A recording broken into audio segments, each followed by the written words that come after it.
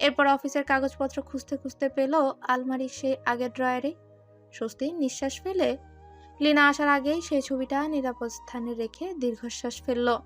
সব জিনিসপত্র গুছিয়ে আফসোসের সুরেই বলল, পৃথিবীতে আর কোনো ছেলে পাওনি লিনা? শেষে তুমি আমার বোনের জামাইকে ভালোবাসলে।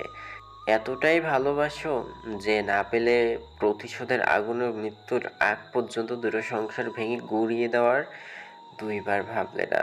কি এমন পেয়েছিলে ইয়াসানের মাঝে যা আমার ভিতরে নেই? অথচ ইয়াসান তোমাকে পাত্তাও দিত না, আর আমি নিজের সর্বোচ্চ দিয়ে নিঃস্বার্থভাবে ভালোবেসে গেলাম। তবুও তোমার মনের ভিতরে একটু ঢুকতে পারলাম না, যার কারণে এখনো ইয়াসানের ছবি নিজের কাছে নিয়ে ঘুরে বেড়াও।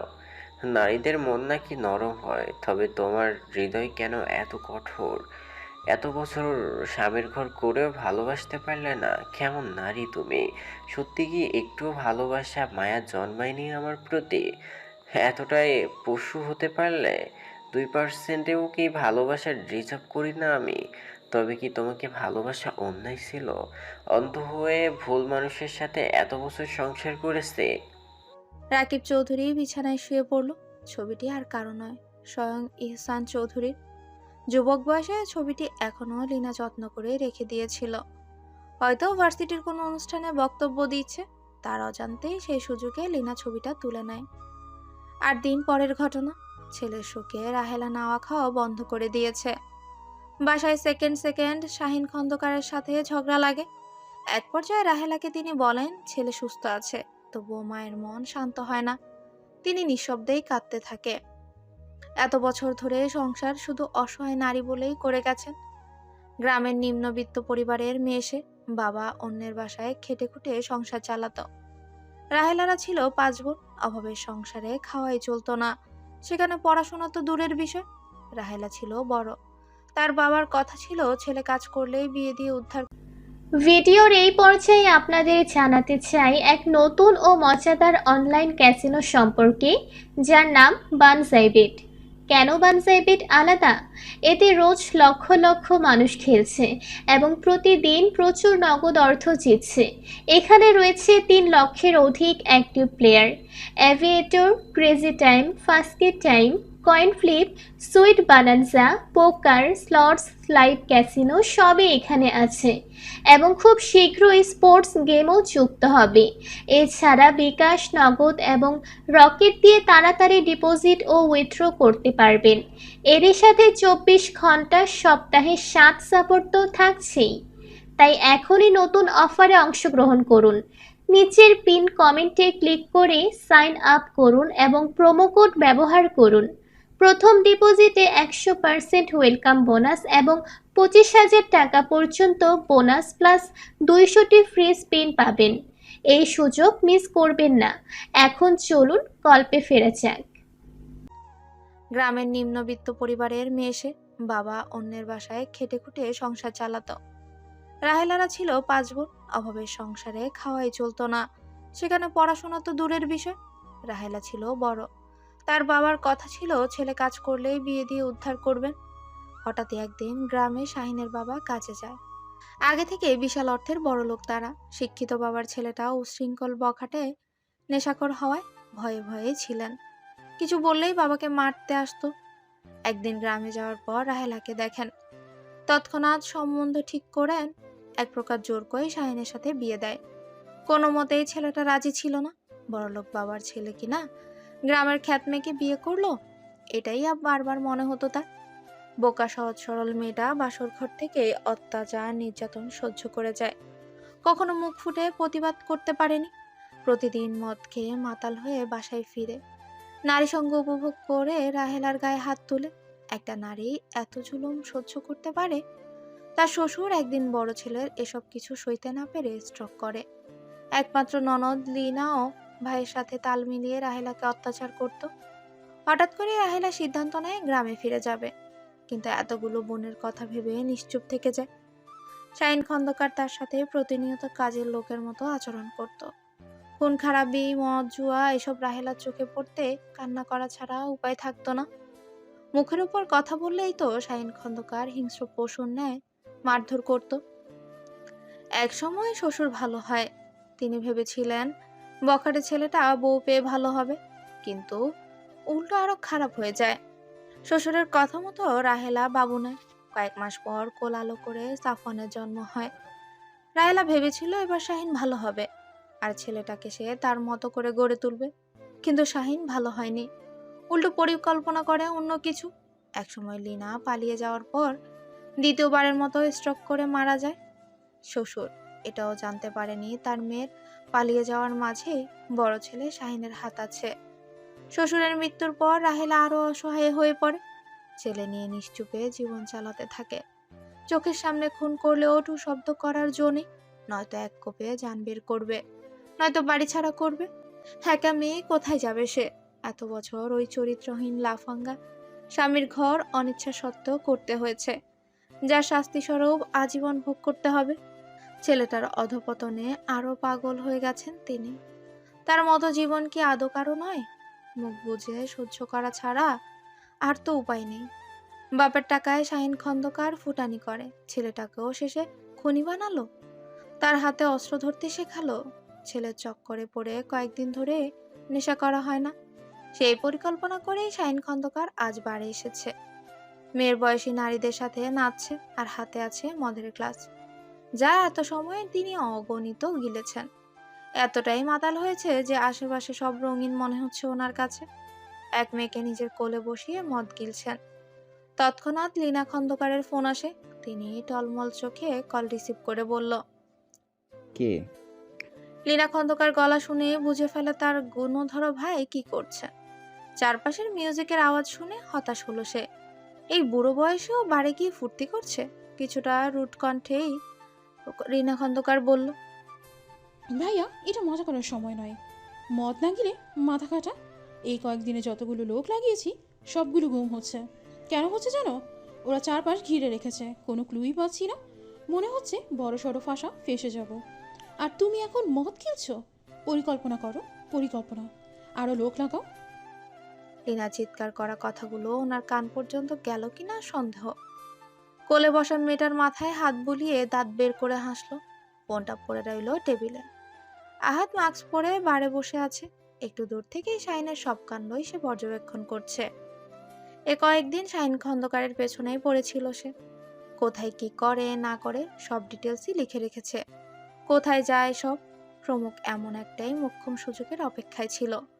আজ যেন খাঁচার পাখি বন্দি হওয়ার পালা। মাতাল লোকে মারতেও এক প্রকার পৈশাচিক আনন্দ আছে। আহাত প্রমুখকে মেসেজ করে। স্যার, কতক্ষণ লাগবে? দ্রুত আসুন। সেকেন্ডের পরেই রিপ্লাই আসে। পৌঁছে গেছি। তুই চোখে চোখ রাখ, বের হতে দিস না। আহাত মেসেজ দেখে ফোনটা রেখে দেয়। কোলে বসা মেয়েটাকে দূর থেকে ইশারা করলো। মেয়েটা মুচকি এসে শাহিনকে ব্যস্ত রাখে। আজ যখন আহাত বুঝলো শাহিন খন্দকার এখানে আসছে, তৎক্ষণাৎ বাড়ির একটা মেয়েকে মোটা অঙ্কের টাকা দিয়ে ভাড়া করে। মেয়েটাও আশ্বাস দেয় সর্বোচ্চ চেষ্টা করবে। প্রমুখ উপরে ওঠার আগেই মেয়েটা শাহিন খন্দকারকে উঠিয়ে ডান্স করতে থাকলো।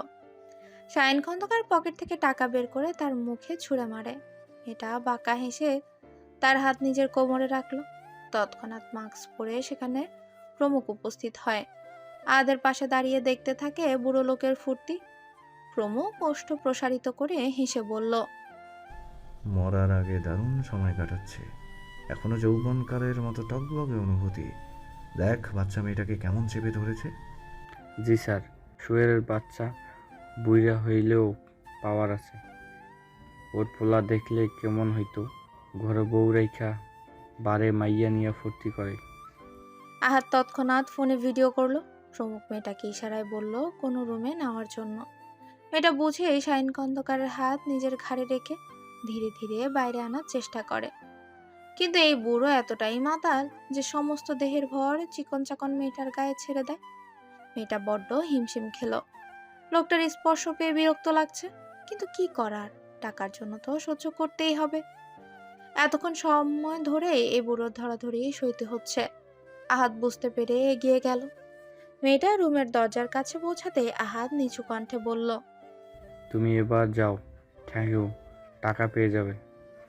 মেয়েটা ঠোঁট কামড়ে বলল, ডিল বাড়ায় দিয়েন। ওই বুইরা আমার অবস্থা নাজেহাল করছে। খাটাস লোক। মনে হয় যৌবন গলে গলে পড়ে। অসভ্য, এক সময়ও ঠিক থাকে না, নারীবাজ।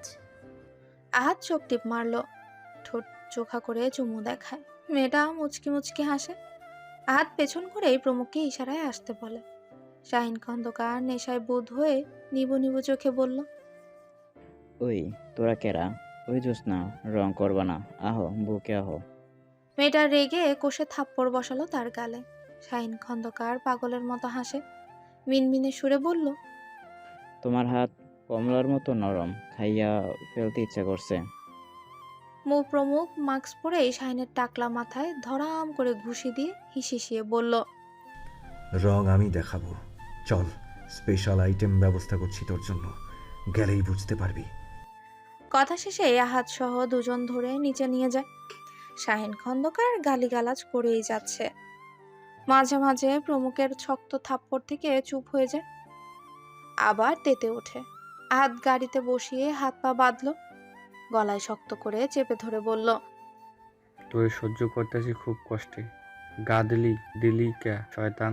তোর মরণ কুড়া কুয়া রেডি করছি, ওইখানেই নিয়ে যাই। শাহিন খন্দকার নেশায় নিভু নিভু চোখে কাউকে চিনতে পারল না। সবার মুখেই মাস্ক। আহাত সামনে বসেই ড্রাইভ করলো। প্রমুখ বাঁকা হেসে দুটো মদের বোতল বের করে, এরপর শাহিনের মুখে চেপে ধরে বলল, জন্মের খাওয়া খেয়ে নে, একটু পরেই কলিজা থেকে তোর পাখি উড়ে যাবে।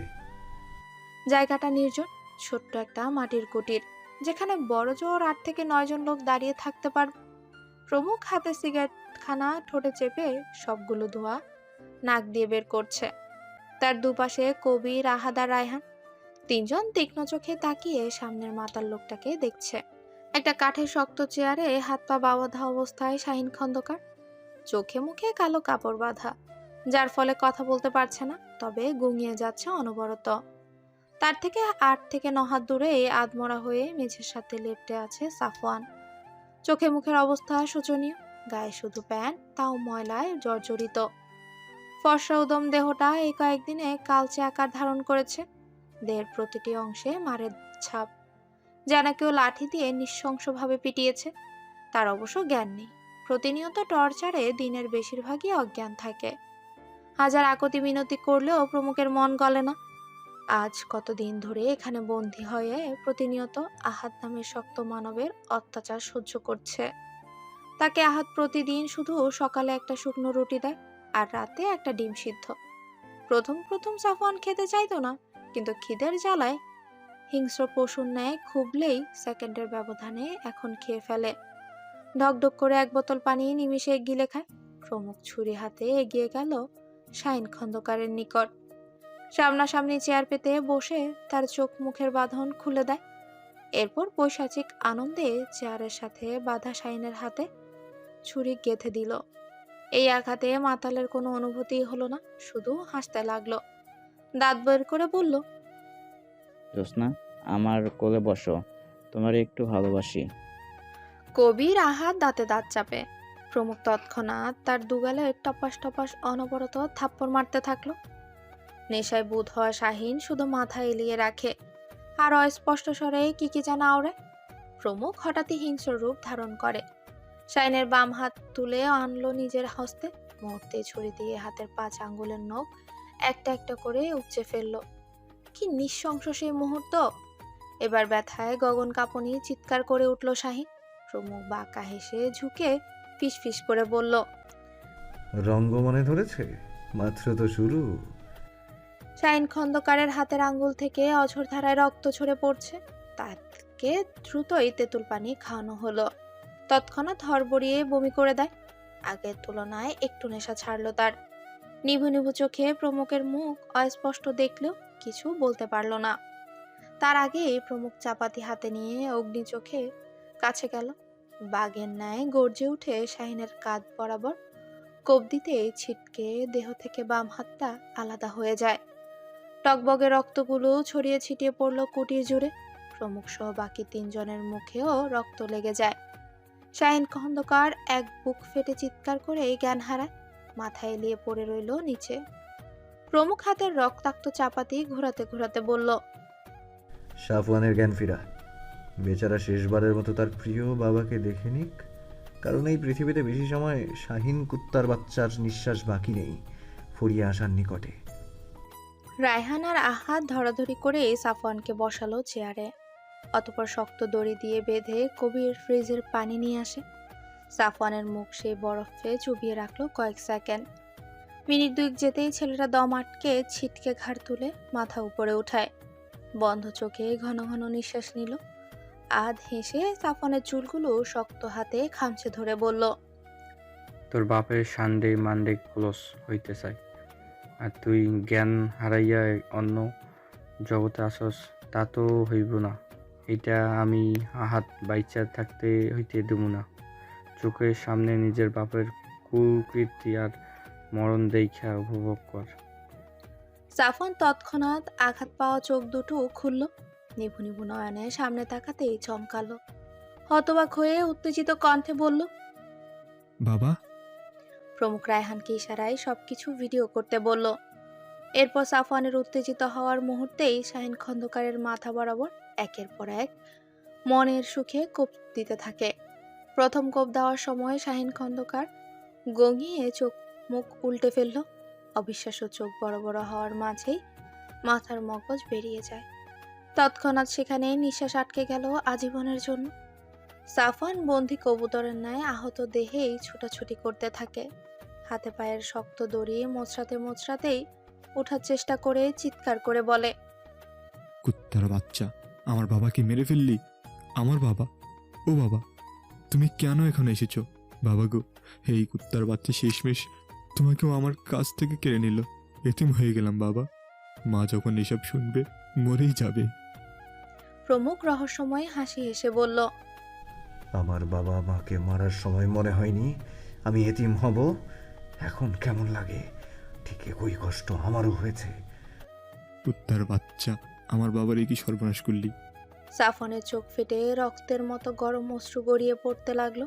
প্রিয় বাবা হারানোর বেদনায় পাগলের মতো ছোটার জন্য ছটফট করছে। প্রমুখ শাহিন খন্দকারের ঠান্ডা নিস্তেজ দেহে শেষবারের মতো পেটে কোপ দিয়ে নাড়ি ভুড়ি বের করে ফেলল। কি বিভৎস সেই দৃশ্য! একজন সাহসী শক্ত মানুষের কেউ এই দৃশ্য দেখলেও আঁতকে উঠবে। সাফওয়ান উচ্চস্বরে বাবা বাবা করে গলা ভেঙে ফেলল। রাগে কষ্টে কান্না করতে করতে বলল, বাবা গো, আমাদের সুখের সংসার শেষ হয়ে গেল। ও বাবা, কি হয়ে গেল এসব? প্রমুখ তেড়ে এসে তার শক্ত হাত দিয়ে ঠাস করে থাপ্পড় বসায় সাফওয়ানের গালে। ছেলেটার মুখ চোখ বিভৎস, ঠোঁট দিয়ে রক্ত পড়ে শুকিয়ে গেছে। প্রমুখ চোয়াল চেপে ধরে হিসিয়ে বলল, চুপ, একদম চুপ। একটা কথা বললে বাপের মতোই অবস্থা করব। কথা শেষে রায়হানের করা ভিডিওটা একজনের হোয়াটসঅ্যাপে পাঠিয়ে দিল। ছোট্ট করে মেসেজ করে বলল, নেক্সট আপনার সিরিয়াল লীনা খন্দকার। সরি, আমার আব্বুর পাত্তা না পাওয়া এক ব্যর্থ নারী, অহংকারী নারী। শাহিন খন্দকারের খণ্ড বিখণ্ড দেহ থেকে রক্তের ঢল নেমে গেল তৎক্ষণাৎ। সম্পূর্ণ মাটির মেঝেটা লাল রং ধারণ করলো। সারা মেঝেতে ছড়িয়ে ছিটিয়ে আছে দেহের অংশ। বাবার এত কুৎসিত মৃত্যু তাকে যে নিজ চোখে দেখতে হবে কোশমিন কালেও ভাবেনি সে। কষ্টে দুমড়ে মুচড়ে গেল ভেতরটা। ছোটবেলা থেকে শুরু করে এই পর্যন্ত বাবার সাথে কাটানো সমস্ত ঘটনা চোখের সামনে ভেসে উঠল। সবসময় তাকে রক্ষা করেছে ঢাল হয়ে দাঁড়িয়ে। অথচ ভাগ্যের নির্মম পরিহাসে কি ভয়ঙ্কর মৃত্যুই না হলো। সাফওয়ান তৎক্ষণাৎ ভাবল, তাকেও কি এত কষ্ট দিয়ে মারবে? যদি মারে, এখনো কেন মারছে না? আকাশ পাতাল ভাবা শেষে মুখটা থমথমে করলো। আহাদ বাড়ির সে শাহিনের কর্মকাণ্ডের ভিডিও সাফওয়ানের সামনে প্লে করে বলল, দেখ নোটিশ ছেলে, তোর পবিত্র বাপের কীর্তিকলাপ। সুরের বাচ্চা একটা মেয়ের বয়সী নারীর সাথে ঘষাঘষি চিপাচিপি করে শুরু কইরা দিছিল। শেষে আবার রঙ্গও করব বেড়ে যাইয়া। তোর মায়ে এসব জানে না। আহাদ চোখ মুখ কুচকে ফের বিরক্ত হয়ে বলে, এই কুত্তার বাচ্চার জন্য কান্দস, উল্টো খুশি হ। এই কুলাঙ্গার বাইচে থাকার অধিকার নাই, যে কিনা ঘরের বউ রেখা এসব করে। ছেলে বিয়ে দেওয়ার বয়সে নিজে মেয়েবাজি করে। সাফওয়ান দুর্বল চোখে 25 সেকেন্ডের ভিডিও দেখলো। তৎক্ষণাৎ হু হু করে ভেতরটা ভেঙে যায়। বিশ্বাস হচ্ছে না এটা তার বাবা। মনকে বোঝাতেই পারলো না। ঘৃণায় গা গলিয়ে আসলো তার। তবে এখন সে বুঝলো প্রমুখ কিভাবে পেয়েছে ওনাকে। সে সামনে তাকিয়ে শেষবারের মতো জন্মদাতা পিতার এমন বীভৎস দৃশ্য দেখতে না পেরে এক গগন কাঁপুনি চিৎকার করে জ্ঞান হারায়। রায়হান, আহাদ আর কবি ততক্ষণে শাহিন খন্দকারের লাশ কাটাকাটি করে বস্তায় ভরছে। লীনা খন্দকারের চোখে ঘুম নেই। রাত বাজে 3টা। সেই যে বাড়ে থাকাকালীন শাহিন খন্দকার কল কেটে দিল, আর ভুলেও কল করেনি। বিছানায় ওই পাশ ওপাশ করে অনবরত কল দিতে থাকে। অন্য পাশে ঘুরে শুয়ে পড়া রাকিব সকল কিছুই অবলোকন করছে নিশ্চুপে। ঘুমের ভান ধরে থাকলেও চোখে এক ফোঁটাও ঘুম নেই তার। দুশ্চিন্তায় মাথা টনটন করছে। লিনার প্রতারণার প্রতিটি ঘটনা তার মস্তিষ্কে উকি দিচ্ছে। লিনা শাহিন খন্দকারকে কল করার মাঝেই হোয়াটসঅ্যাপে অপরিচিত একটা কন্ট্যাক্ট থেকে টুং করে মেসেজ আসে। পরপর 4টা মেসেজ দেখে কপাল কুঁচকে গেল তার। মুহূর্তে আঙ্গুলের সাহায্যে ভেতরে সে আইডির ভেতরে ঢুকতেই দুটো ভিডিও শো করলো। তৎক্ষণাৎ উত্তেজনায় কেঁপে উঠল সে। ভিডিও প্লে করতে ভেসে এলো শাহিনের আত্মচিৎকার। চাপাতির একের পর এক কোপের তার ছোট্ট মাথা খণ্ড বিখণ্ড হয়ে চারপাশে ছিটকে পড়ছে। একটু আগেই তরতাজা দেহ এমন বীভৎস রূপ ধারণ করতে পারলো কিভাবে সম্ভব? দিন দিন তাদের পরিকল্পনা সব শেষ হয়ে যাচ্ছে। ফেসে যাচ্ছে সবাই। একমাত্র বড় ভাইকেও কিনা প্রমুখ ঘন্টার ব্যবধানে খুন করে ফেললো। কেমন যেন স্বপ্ন মনে হচ্ছে। অজানা চিন্তায় ভয়ে থরথর করে কেঁপে উঠল সে। একটু ভিডিও দেখেই সে চিৎকার করে উঠল। হাতের ফোনখানা সাথে সাথে কাপা হাতে পড়ে গেছে বিছানায়। তার দেহখানা মনে হচ্ছে তীব্র ঠান্ডায় ঠকঠক করে কাঁপছে। রাকিব চৌধুরী এবার শুয়ে থাকতে পারলো না। উঠে বাতি জ্বালিয়ে জিজ্ঞেস করলো, লিনা, কি হয়েছে? লিনা চোখ দুহাতে বন্ধ করে কেঁদে উঠে ফুপিয়ে ফুপিয়ে বলল, ওরা আমাকে মেরে ফেলবে রাকিব, তুমি আমাকে বাঁচাও। রাকিব চৌধুরী পূর্ণ দৃষ্টি মেলে লিনাকে পর্যবেক্ষণ করলো। ততক্ষণে লিনা তাকে শক্ত করে জড়িয়ে ধরেছে। হাত পা গুটিয়ে তার বুকে লেপ্টে থাকার চেষ্টা করছে, যাতে কেউ তাকে ধরতে না পারে। রাকিব চৌধুরী বিরক্ত হয়ে বলল, কে মারবে তোমায়, আর কোথায় মারবে? লিনা ভয়ার্ত কণ্ঠে বলল, ওরা যারা আমার ভাইকে মারলো, আমাকে তোমার বুকের মধ্যে লুকিয়ে ফেলো রাকিব। ভীষণ ভীষণ ভয় হচ্ছে আমার। রাকিব চৌধুরী সন্ধিহান চোখে তাকিয়ে রইল বউয়ের দিকে। লিনার ফোনে তৎক্ষণাৎ কল আসে, সেই অপরিচিত নম্বর থেকে। মুহূর্তে লিনা বড় বড় চোখ করে ফোনের দিকে তাকালো।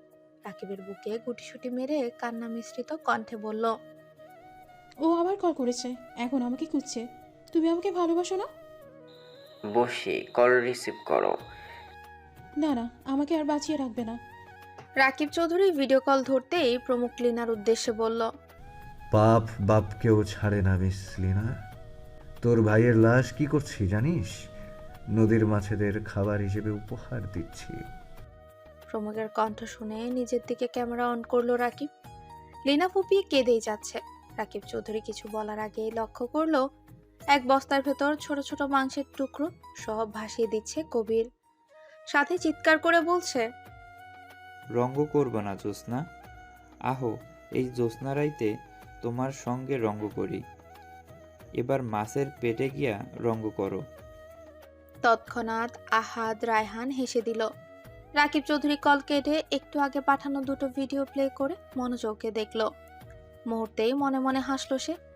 চোখ নামিয়ে বুকে কাঁপতে থাকা রমণীর দিকে তাকিয়ে বলল, এতই যদি মৃত্যুকে ভয় পাও, তাহলে আমার বোনকে কেন খুন করেছিলে? রিভেঞ্জ বলে একটা শব্দ আছে, ভুলে গিয়েছো?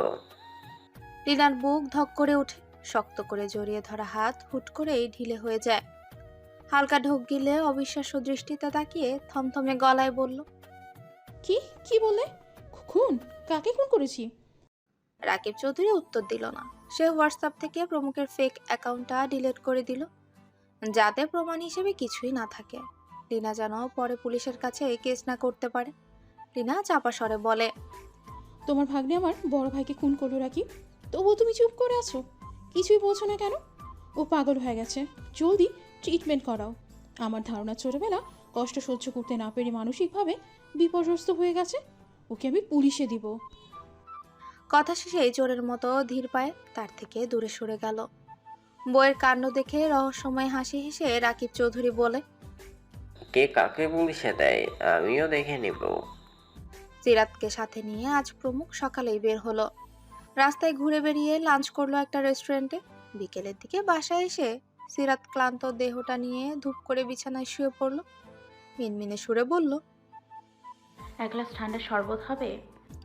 প্রমুখ গায়ের টি শার্টটা খুলে চলে যায় রান্নাঘরে। দুজনের জন্য ঠান্ডা ঠান্ডা লাচ্ছি বানিয়ে সিরাতকে দিয়ে বলল। এতটুকুতেই হাঁপিয়ে গেলে হবে? সিরাত ঘন ঘন শ্বাস ফেলে উত্তর দিল। সারা দিন জার্নি, কম কথা। প্রমুখ বাঁকা হেসে লাচ্ছি খেয়ে নেয়। তারও সিরাতের গ্লাসটা টেবিলে রেখে দেয়। মেয়েটার উপর শুয়ে পড়ল। মেয়েটার ঘাড়ে নাক মুখ ঘষে বলল, ক্লান্ত বউকে আমায় একটু আদর করবে? ফ্রেশ হয়ে ঘুম হয় না, আচ্ছা ফ্রেশ ঘুম হয় না কতদিন, বউকে আদর করে ঘুম পাড়িয়ে দিবে? সিরাত চোখ বন্ধ করে লম্বা শ্বাস নেয়। হাত বাড়িয়ে প্রমুখের চুলগুলো মুঠোয় নিয়ে বলল। দিলে কি পাবো? প্রমুখ গলায় ঘাড়ে বেচা চুমুতে চুমুতে ভরিয়ে দিয়ে বলল, আদর আর আদর, আদরের উপরে কোনো দামি গিফট নেই। চাইলে আজ তো আমি তাকেও নিতে পারো। দূর সরুন বলছি। সিরাত চুল খামছে কটমট করে বলল।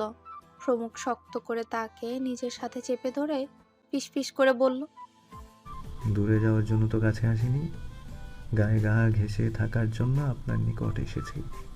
এবার আদর করুন মহারানী, এই হৃদয়ে খরা নেমেছে। সিরাতের লজ্জায় নাকের পাটা ফুলে গেল। চোখ বন্ধ করে স্বামীর মাথায় হাত বুলিয়ে দিল। তৎক্ষণাৎ অনুভব করলো তার গলায় কেউ শক্ত দাঁত দাবিয়ে দিয়েছে। সে লাজুক হেসে ঠোঁট কামড়ে ধরল।